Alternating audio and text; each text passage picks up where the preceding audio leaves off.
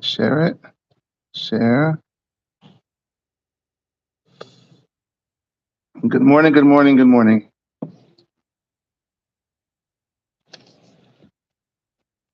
Okay, so I have to preface before we start by addressing the elephant in the room. I am Syrian. I come from the Syrian community, born and raised in New Jersey, in Deal. New Jersey. That's what we have in common. Here's what we don't have in common, okay? Here's where we break ways. My community absolutely does not accept converts. Period. Zero. For marriage.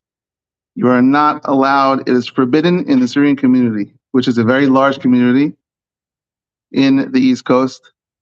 Absolutely forbidden to marry converts, to marry children from converts.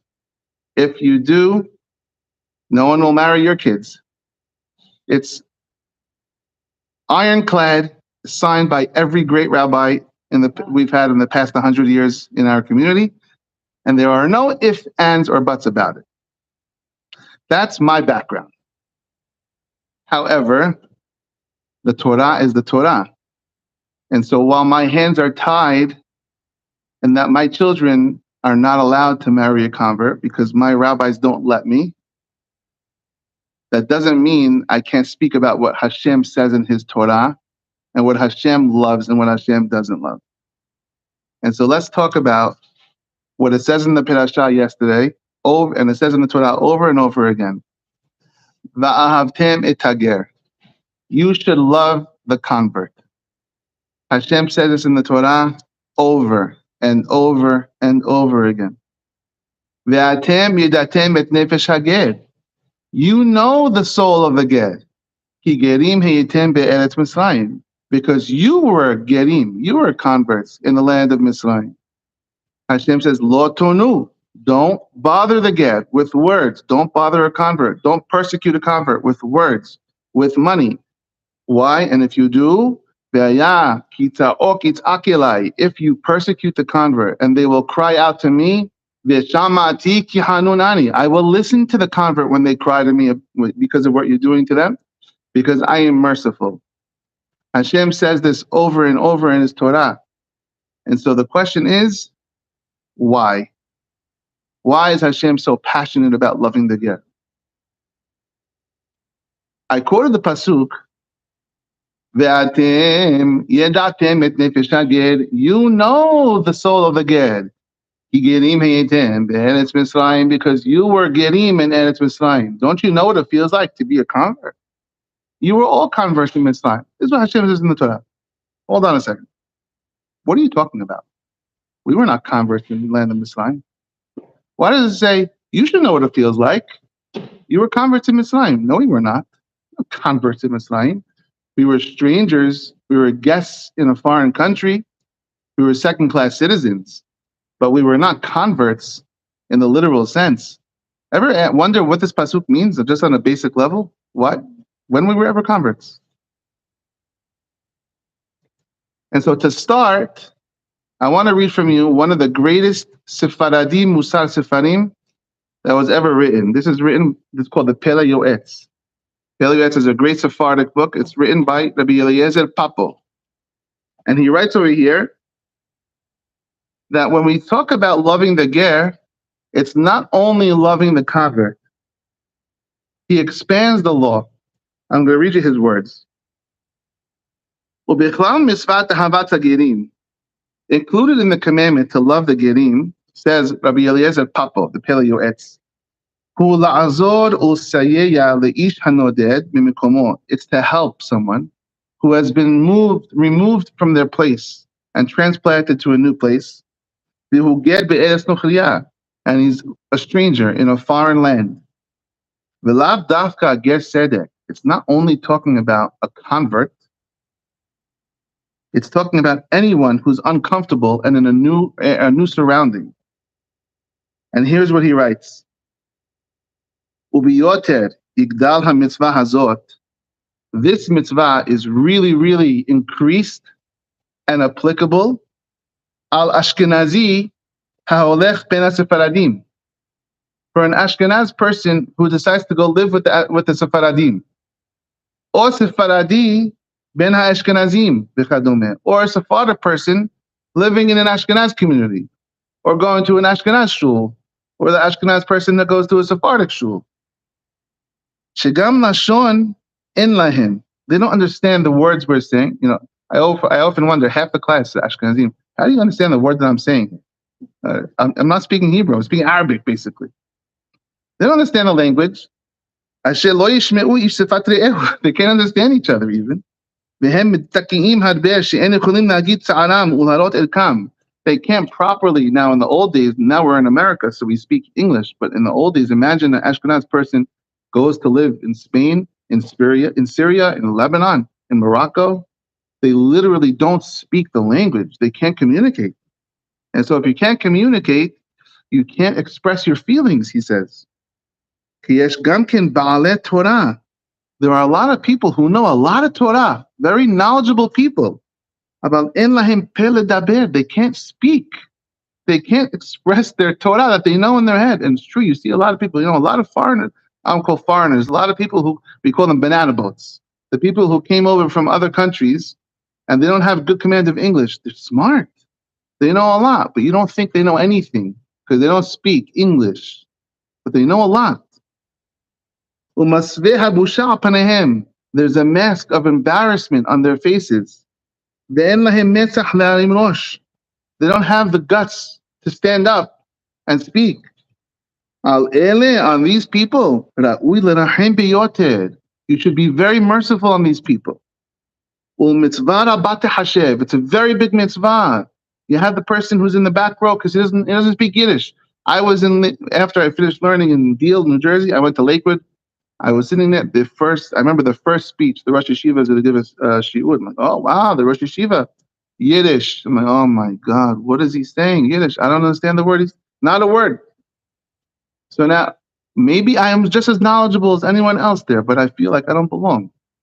These people, it's a mitzvah to be merciful, and it's a big mitzvah to treat them nicely. Not like a lot of people say, if you're Sephardic, go pray with the Sephardim, go learn with the Sephardim, go live with the Sephardim. If you're Ashkenaz, go stay with the Ashkenazim. What are you doing here? No, says the Palei Yoetz. Not like this. Obviously, every group has mercy on their own members. Are we two nations? He must have felt it in his time, the papo, the break between the Sephardim and the Ashkenazim. Are we two separate nations? Has v'shalom. Bivadai shehaomer kaf. Someone who says, Ashkenazim, go to the Ashkenazim. Sephardim, go to the Sephardim. Don't mix. Heref me'alchot elokim hayim. It's blasphemy toward Hashem, to Hashem. Ki chedtahi lanu. It's an embarrassment. Bnei Yisrael, go yahad. We're all one nation. Go yahad ba'anis. Shenipared ish me'ahiv. We should have to separate because we don't treat each other nicely. They shouldn't feel comfortable to come to the other side. Ki kulanu bnei ish yahad nachnu. We're all children of the same Father. Elahad lichulanu. There's one God for all of us. Ab echad lichulanu. One Father. Torah hat. One Torah. Mishpat echad. One law. Velana nivgod ish be'ahiv. Why are we oppressing each other? If there are different languages in different areas, who cares about language? Why should language decide where you're comfortable? What is the difference, says the Palei Yoetz, between the Sephardi and Ashkenazi? Or other people who speak different languages? Halila, to make any divide. Adarabah, the opposite. Hold on, let me get my key. Adarabah, the opposite. Here, you'll see. Front door, back door. You have to hold it for like 5 seconds. Adarabah, the opposite.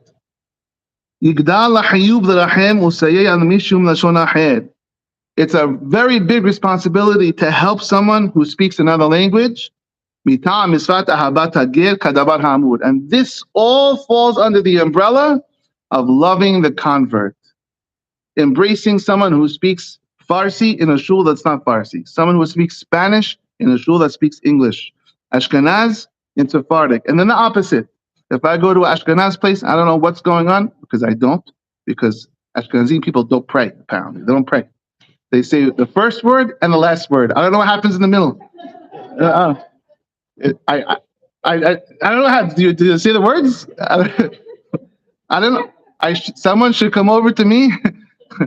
That's why we're losing people to the Ashkenazim, by the way. We can't hold on to Sfaradim here. Everyone's going, you experience the Ashkenaz prayer. You ain't coming back here. Once you go Ashkenaz, you don't come back. You're like, this is cool. Express. First word, last word. I could do this. Right? But this is all under the umbrella of loving the convert. So the Pele Yoetz is expanding this mitzvah and saying it's not only a convert, it's anyone who's uncomfortable. If you have mercy on these people, heaven will have mercy on you. Hashem should compensate you 7 times on what you're doing for other people. This is the Pele Yoetz, Rabbi Eliezer Papo, one of the great Sephardim that's ever written. The Pele Yoetz says, when it says in the pasuk, you should love the convert, because you were converts in Egypt. No, we weren't converts. It doesn't mean literally converts. It means you were uncomfortable. Just like you're uncomfortable, so too when you see other people who are uncomfortable, have mercy on them, make their lives easier.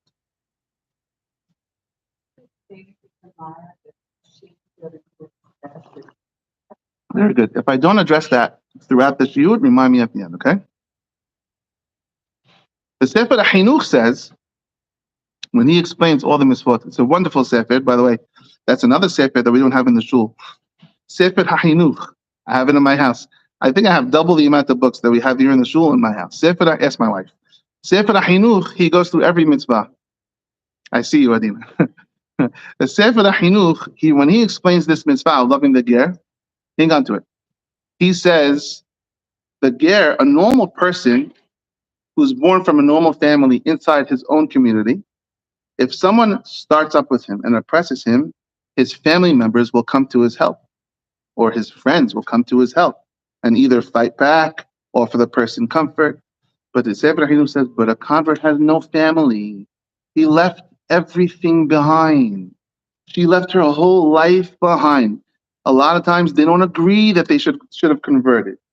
So they left the whole family behind. They have no family. You oppress this person who's all alone, no one to come to their aid. That's why Hashem says, when she cries out, I will listen. That's what the Sefer HaChinuch says. Okay. This is the Sefer HaChinuch. Let's move on to the Rambam. The Rambam, he wrote letters. He corresponded with people. People wrote him lots of letters. And he wrote back to them. There's this one guy, his name was Ovadia Hager. Ovadia the Ger. Ovadia the convert. He actually wrote 3 letters in his lifespan to the Rambam. And Rambam, well, I don't know how many he wrote, but that's how many the Rambam wrote back. On record, there's 3 responses. Rambam writing back. Imagine getting a letter from the Rambam to Ovadia the convert. I want to read you one letter that the Rambam wrote to Ovadia. What's the context? He had a question. Ovadia writes, and I don't really want to focus so much on the question, but I'll tell you what it is so you have the context. The question from Ovadia is, he wanted to know if Islam is considered idol worship. There's a big halakha out there that let's say you shouldn't go into a church. Is a church considered a place of idol worship? And even that, there's a lot back and forth. You can break it if they believe in the Trinity or they don't believe in the Trinity, whatever. But Ovadiah's question was, what about a mosque? Is Islam considered idol worship? Ovadiah, the convert, believed that Islam is not idol worship. They believe in Ibrahim, the same Abraham as us. And really, they pray to Allah. We also pray to Hashem. It's a lot of differences since then. But at the very core, Obadiah felt it was not idol worship. So he asked his rabbi. Obadiah asked his rabbi. And the rabbi killed him. The rabbi said, you're 100% wrong, first of all. Islam is idol worship. And then he made fun of him. And he said, what kind of stupid question are you asking me? You don't know anything. He really came down hard on Obadiah the convert. So what did Obadiah do? He writes a letter to the Rambam. And he writes to the Rambam, he tells him exactly what happened. This is what I told my rabbi. This is what the rabbi replied to me. What do you say? And answers the Rambam to Obadiah. First, he answers him. The answer to your question in the beginning is, the topic is, Islam is not idol worship. That's what Rambam says. And he writes a whole response proving that Islam is not considered Avodah Zarah. And then he goes on to the second part. V'asher heshivecha rabbecha, this that your rabbi answered you, shelo kiugan, improperly. V'heitzbiacha, and he distressed you. V'echlimecha, and he embarrassed you. V'karacha kesil, and he called you a fool. Abera gedola biyado, it's a very big sin in his hand. V'chet gadol hata, and he made a very big sin, your rabbi. V'karov be'enai sheshogeghu, I'm going to say that he was a shogeg. He didn't know exactly what he was, the benefit of the doubt that he's shogeg. It was not on purpose. And he needs to ask you forgiveness for berating you. Even though you're the student and he's the rabbi. And after that, after he gets your forgiveness for what he told you that you're a fool, Yitzom, he should fast. V'yiz'ak, and he should cry to Hashem. V'yitpalel, and he should pray. V'yichna, and he should be humble. Ulai yitkapel lo, maybe he'll get kapara for the words he told you. V'yimchol lo ha'el yit'aleh, and Hashem will forgive him, maybe, for the words he told you as a convert. V'chi shakur hayazeh, what is he, drunk? Who is he drunk? V'lo yada, and he didn't know. Shebeshoshim v'shisha mekomot hezira Torah ala ged. 36 times the Torah warns us not to oppress the convert. How could this be? It says in the Pasuk, you should not oppress the convert. That includes oppressing him with words. Even if he was saying the truth and you were wrong with your question. And you made the mistake, even if that was the case. He should have been nicer to you, and speak to you softly. For sure, when you said the truth, and he's the one who was wrong.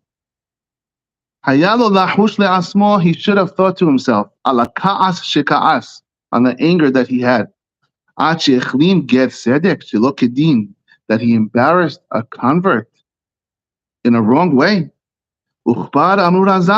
He got angry at you. Doesn't he know, the rabbi, what the Hakamim say?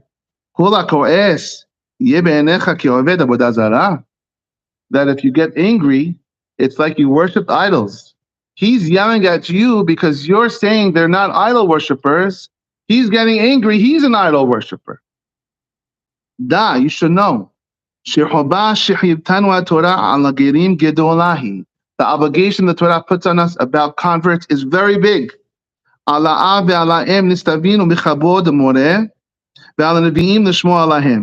commanded to fear and honor our mother and our father, and to listen to the prophets.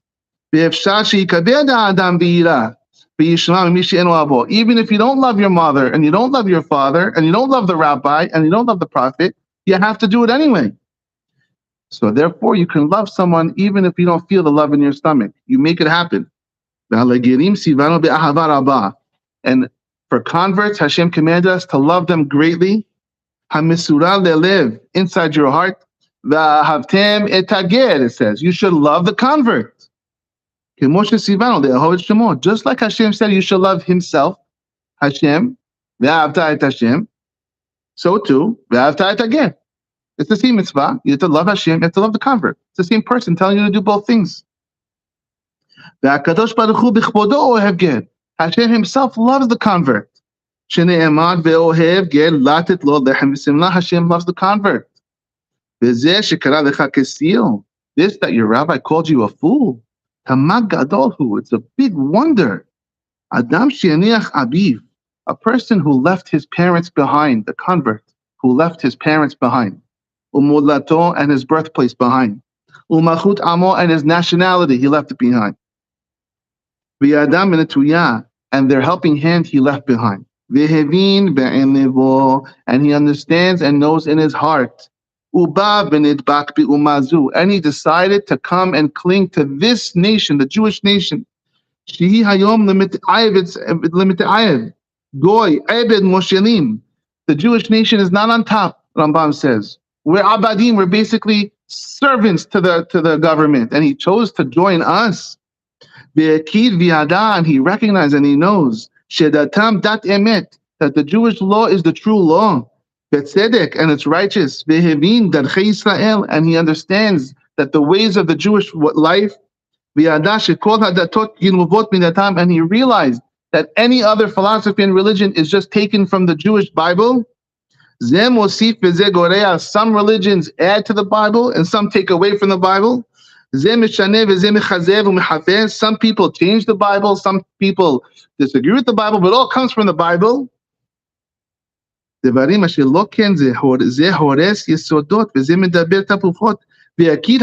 he recognized the whole thing. This person ran after Hashem. And he went in the holy path. And this person decided to cling under the wings of Hashem Shekhinah. And he decided to connect himself with the dust under Moshe Rabbeinu's feet. Who is the rabbi of all the prophets, Allah Shalom. And this convert wants to do Moshe's mitzvot.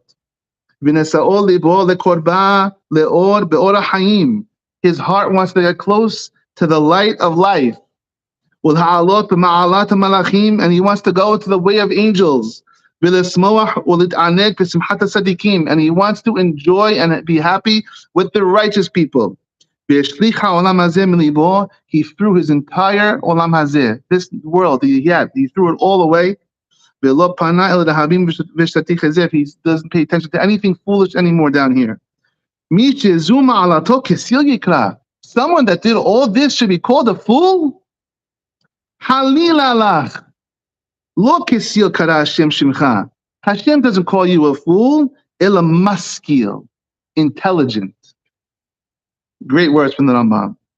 Umevin, an understanding. Upikeach, you're very smart. Ve'olech nechuchot talmido shel Avraham Avinu. You're following the path of Avraham Avinu, the first convert. She'aniach abotav u'molato. He left his past behind as well. V'nata hare Hashem, and he only follows Hashem. U'mi sheberach Avraham lebecha, v'natan lo secharo ba'olam hazeh v'olam haba, hu yiberech otach. The one who blessed Avraham Avinu should also bless you, Mr. Ovadia Vaged.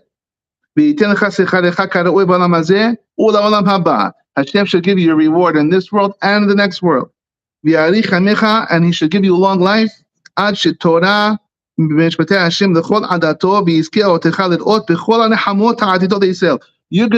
zocher to join the rest of Am Yisrael when the good times come later. Any good that Hashem does to our nation should also be on you. He should do it for you. Moshe ben Rabbi Maimon Zatzal. That's how he finishes his letter. He yells at this rabbi, how dare you call the convert a fool? The Torah says 36 times, love the ger. How could we not love the ger?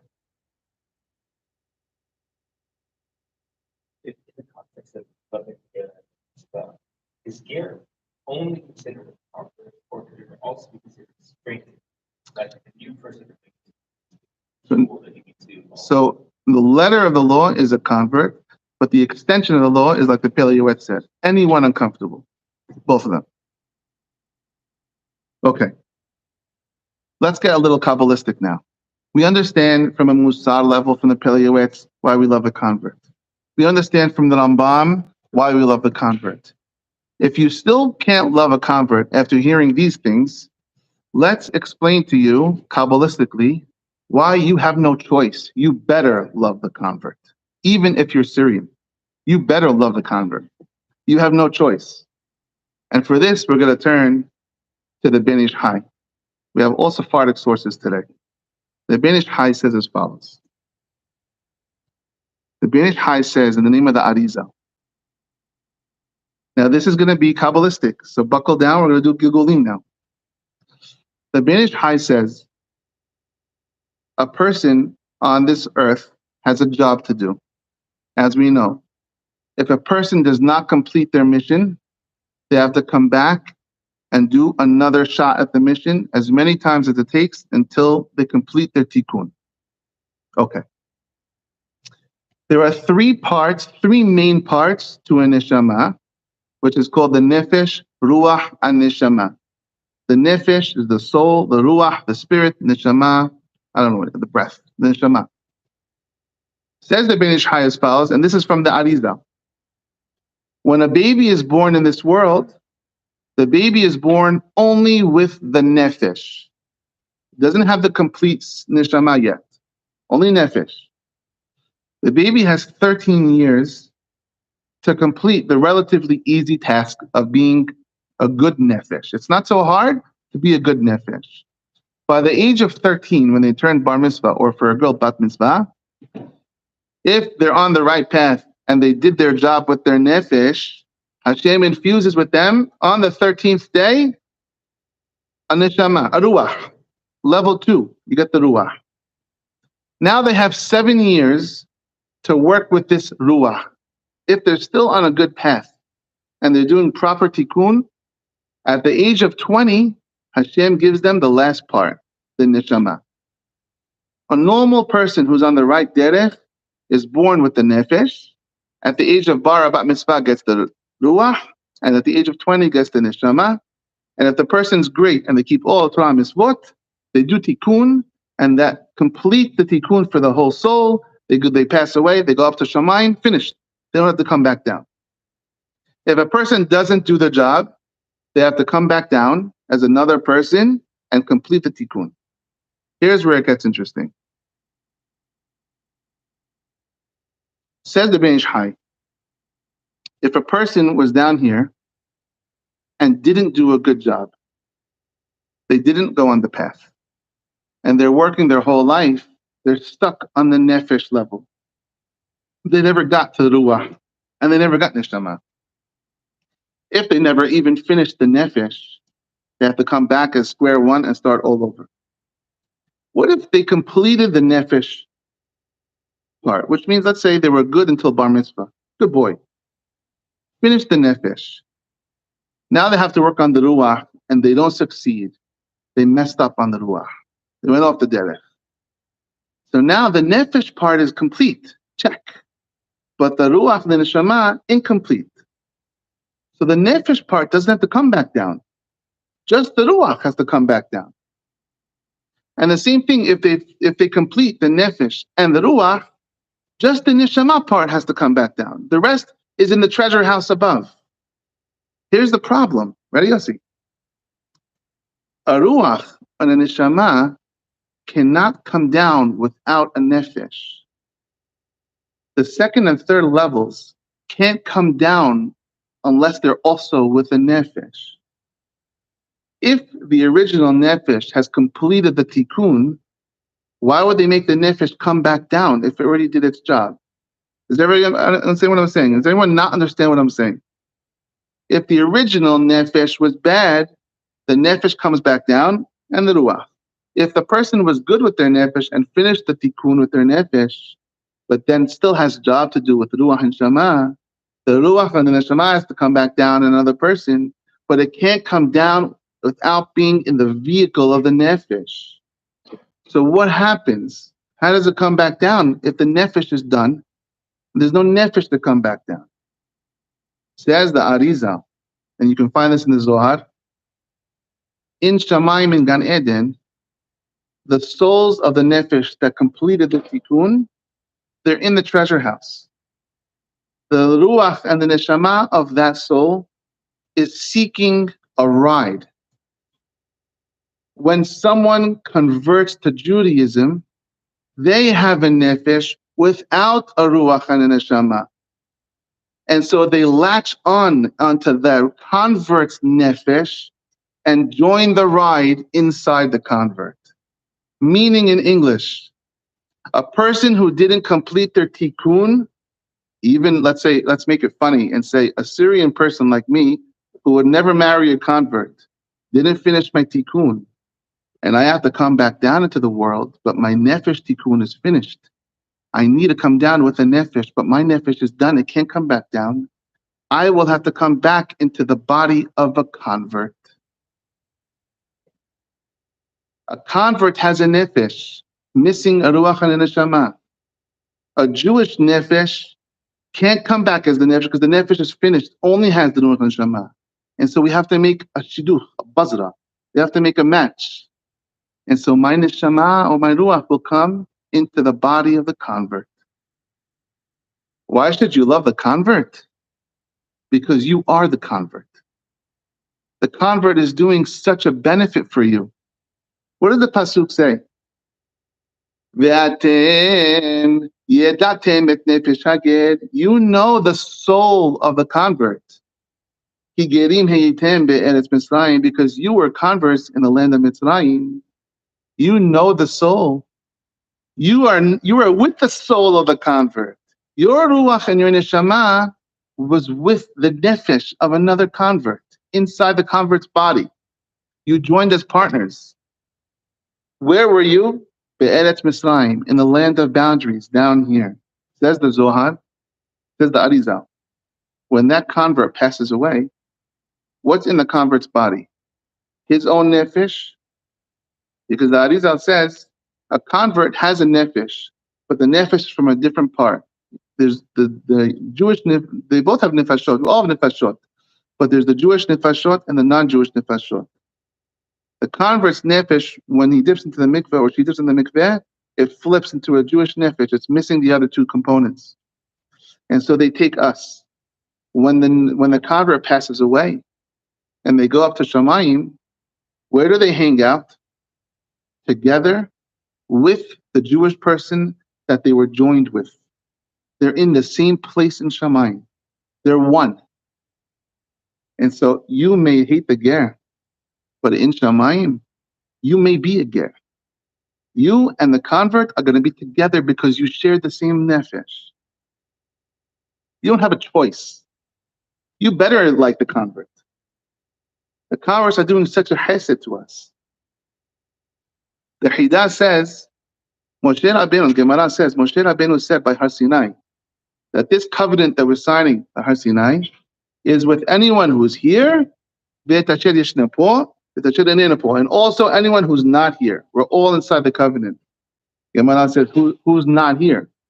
Gemara answers, the souls of the converts are not here yet. But they're also in this covenant, which means, the Hidah says, the soul of the convert was at Har Sinai. Every convert, their soul was at Har Sinai. Hidah says, we have a concept on Shabbat. On Shabbat, we add time. We add 18 minutes before, and we also add time at the end. We don't just do it sunset to sunset or nightfall to nightfall. We add. It's called Mosifin Nehol ala Kodesh. We add weak, mundane onto the holy. Why do we do this, says the Meir Chai? Because Hashem adds mundane to the holy. Where does Hashem add mundane to the holy? When he adds converts to Klal Yisrael. Gemara in Pesachim says, the entire purpose of us being in Galut, outside of the Beit HaMikdash, is for one reason.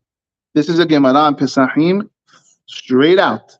The only reason why we are out without the temple so many years is to collect converts to Klal Yisrael.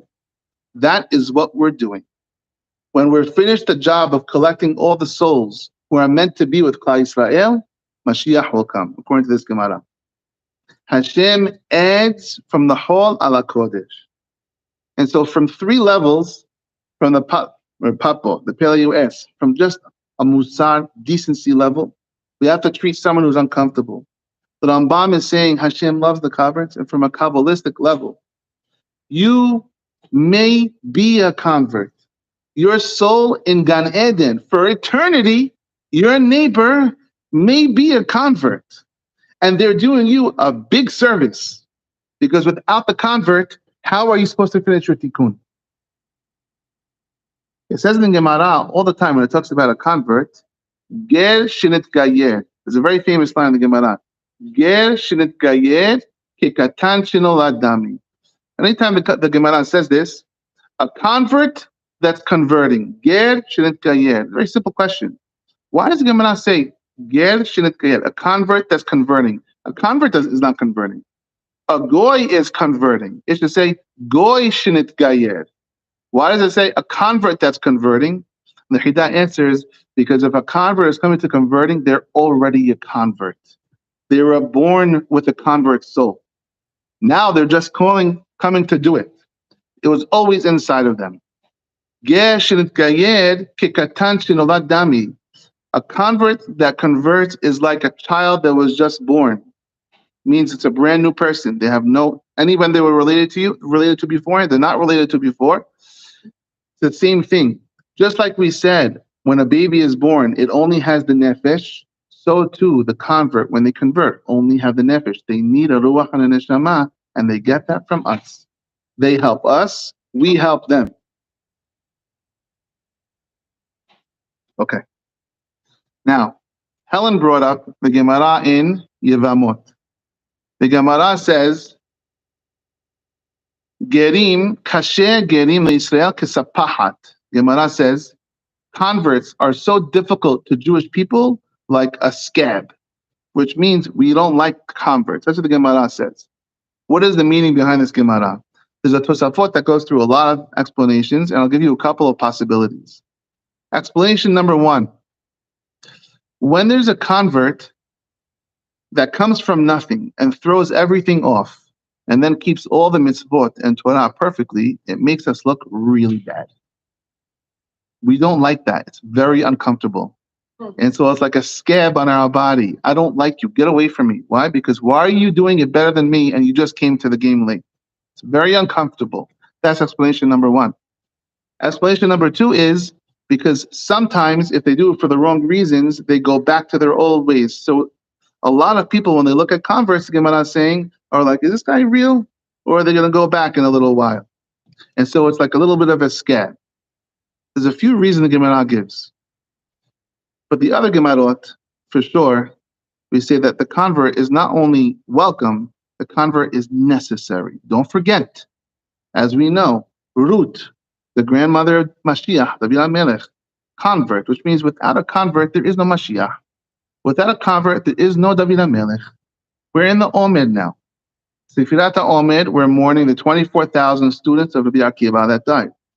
After Rabbi Akiva's students died, he started all over with 5 new students. Every drop of Torah, every book in the library that we have, besides for the Bible, comes from the 5 students of Rabbi Akiva. Well, Rabbi Akiva was the product of converts, which means if not for converts, there would be no books on the shelf. If not for Rabbi Akiva, there would be no Judaism. If not for converts, none of us would be in the shul right now, period. And so let's go back to the beginning. I am Syrian. I come from the Syrian community. My children are not allowed to marry converts. The reason for this gezerah is because the rabbis in the community that I come from all decided that people were converting for the wrong reasons. They were converting for marriage. Someone had an Italian girlfriend and he wanted to get married, but he wouldn't intermarry. In my community, they don't really intermarry too much at all. The Syrians don't really intermarry. And so therefore, to make it kosher, they would make an overnight conversion and convert for marriage, which is a fake conversion. They felt it was such a problem that they outlawed conversion in the community flat out. Every single rabbi, Rabbi Kassin was the chief rabbi, was related to Esther, our Esther. Rabbi Kassin was the chief rabbi. And every other rabbi in the entire community signed a document saying, we all agree, converts are not accepted in our community, period. Anyone who marries a convert they will no longer be allowed to participate in weddings in our community. Now, there is a concept of et la'asot la'Hashem hefero toratecha. Sometimes you have to take a drastic measure and break a law from the Torah if you feel it's going to save the rest of the Klal Yisrael. Sometimes. And so the rabbis of my community must have thought, and they were greater than I am, they must have thought the community is at risk. And so therefore, if we don't do this and cut out one of the laws of the Torah, we're going to lose the whole community. It's going to be gone. They'll all turn into intermarriage, say goodbye to the community.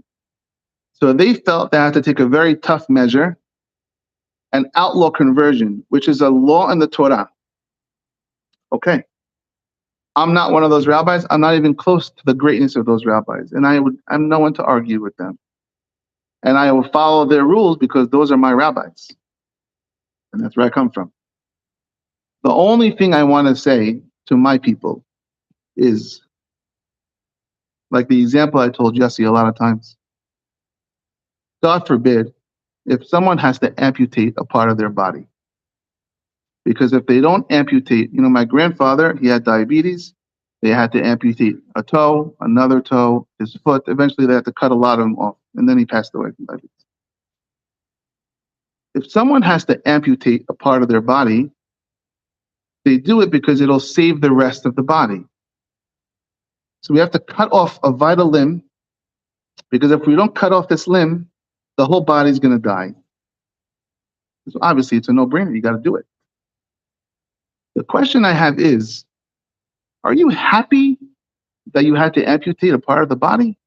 Or do you wish you didn't have the sickness entirely? No one is going to say, Doc, when you cut the foot off, do me a favor, clean it up and polish it because I want to frame it and put it on my wall and show how happy everyone that walks into my house, how happy I am that I amputated my foot.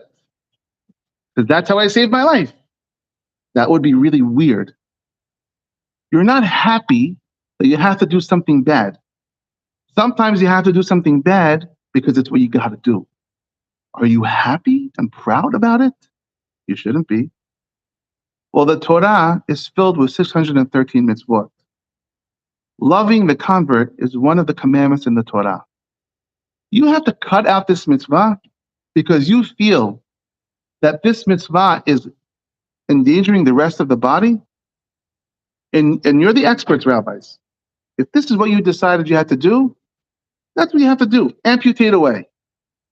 What do you do after you amputate?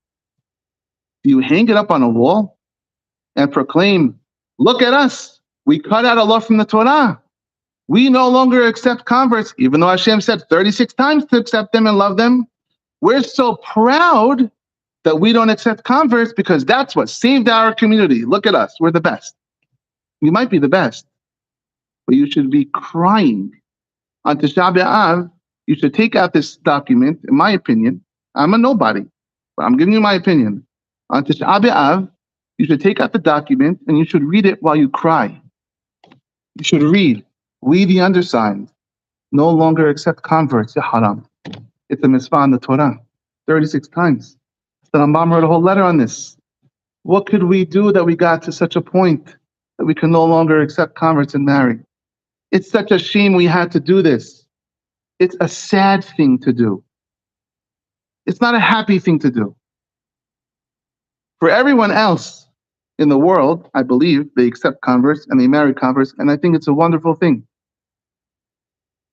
Let's finish with the Pelei Yoetz.